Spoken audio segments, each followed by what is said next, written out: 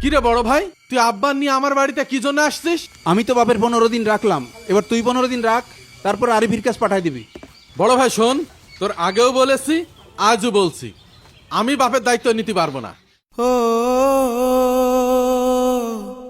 কি জন্য দায়িত্ব নিতে পারবি না? জমি ভাগ করার সময় রাস্তার পাশের ভালো ভালো জমিগুলো তোমরা নিবা, আর বাপের দায়িত্ব নেওয়ার সময় আমি নেব। জমি তো তোরও দেওয়া হয়েছে, তোর কি কম জমি দেওয়া হয়েছে? ওই জমি আমার দরকার নেই। পরিষ্কার করে একটা কথা শুনে রাখ, আমি কোনোদিনও বাপের দায়িত্ব নিতে পারবো না।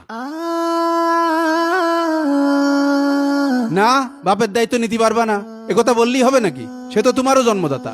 আমার কোনো বাপের দরকার নেই, আমার বউয়ের সাপ কথা। এ বাড়িতে তোমার বাপ থাকলে আমি থাকতে পারবো না। তুই বোর কথা শুনে বাপের দায়িত্ব নিতে চাচ্ছিস না? তুই এত নিষ্ঠুর হয়ে গেলি? হ্যাঁ, নিষ্ঠুর হয়েছি, আমার সব মনে আছে। জমি ভাগ করার সময় বাপ আরিফির পক্ষ নিয়েছে, যা এখন আরিফির বাড়ি দিয়ে আয়।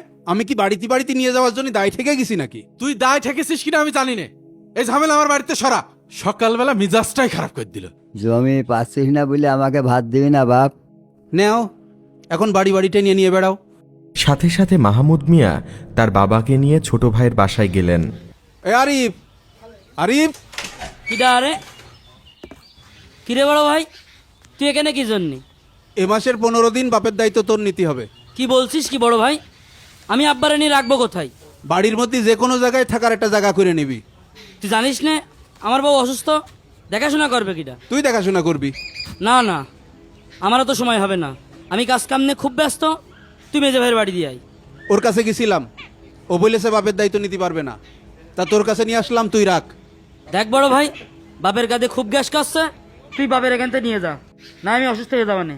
যা তো এখান থেকে, জ্বালাইস নে। তুইও দায়িত্ব নিতে চাচ্ছিস নে, মাইজেটাও দায়িত্ব নিতে চাচ্ছে না, তাহলে তুই বল এখন আমি কি করব? তুই কি করবি এটা তোর ব্যাপার, সেটা আমি কিভাবে বলবো? আমি একটু পরে অফিসে যাবো, আমাকে বিশ্রাম নিতে দে। যা সর, আমাকে জ্বালাস নে তো। ধুর, মনে হচ্ছে বাগানে ফেলে থুয়ে যাই, ঘরে আর তুলসি নে। তুই আমার এখানে কেন নিয়ে আসলি বাপ? নেও, থাকো পড়ে গোয়াল ঘরে, আর ভারী জ্বালায় পড়ে গেছি আমি। কোনো উপায়ন্তর না পেয়ে মাহমুদ মিয়া তার বাবাকে গোয়াল ঘরে রেখে আসে। এই জায়গায় শুয়ে থাকো, চিল্লা চিল্লি করবা না। তুই এখানে রেখে যাস না বাপ। জোয়ান জোয়ান দুই ছেলে রয়েছে, রেখে যাস না। তারা খোঁজ নেবে না? যত দায় হয়েছে আমার। এমন রোগ বাদিয়েছো, কাছেও যাওয়া যায় না, গা দিয়ে গন্ধ বেরোয় খালি। মরলেও তো বেঁচে যেতাম। কি একটা অবস্থা জানিস? কি হয়েছে? জলিল কাকার 3 ছেলেই প্রতিষ্ঠিত, কিন্তু কেউ তার দায়িত্ব নিতে চাচ্ছে না। আরে হ্যাঁ, আমিও তো শুনলাম জলিল কাকার ছেলেরা নাকি তাকে ওই গোয়াল ঘরে রেখে দিয়েছে।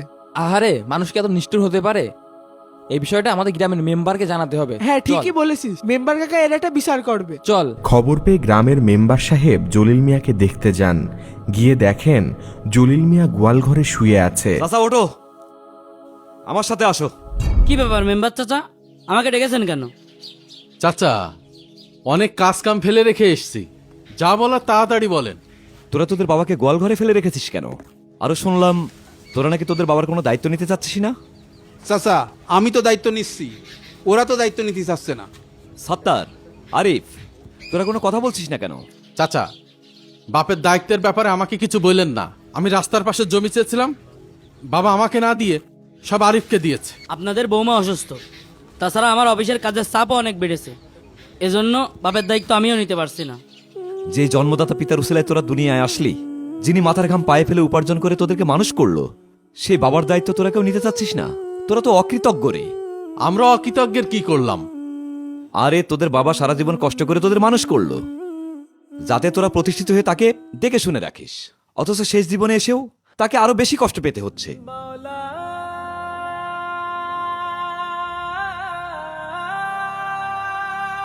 তোদেরও তো ছেলে মেয়ে আছে, তাদের পিছনে যেভাবে দৌড়াচ্ছিস, তোর বাবাও তো একদিন তোদের পিছনে সেভাবে দৌড়িয়েছে। যেদিন তোদের ছেলেমেয়েরা তোদের সাথে এরকম আচরণ করবে, সেদিন বুঝবি এই আচরণ কত কষ্টের।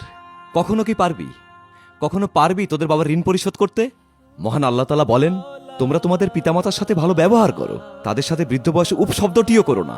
অথচ তোদের বাবা অসুস্থ হতে তাকে তোরা বোঝা মনে করে গোয়াল ঘরে ফেলে রেখেছিস। আল্লাহ ঠিকই একদিনের বিচার করবে।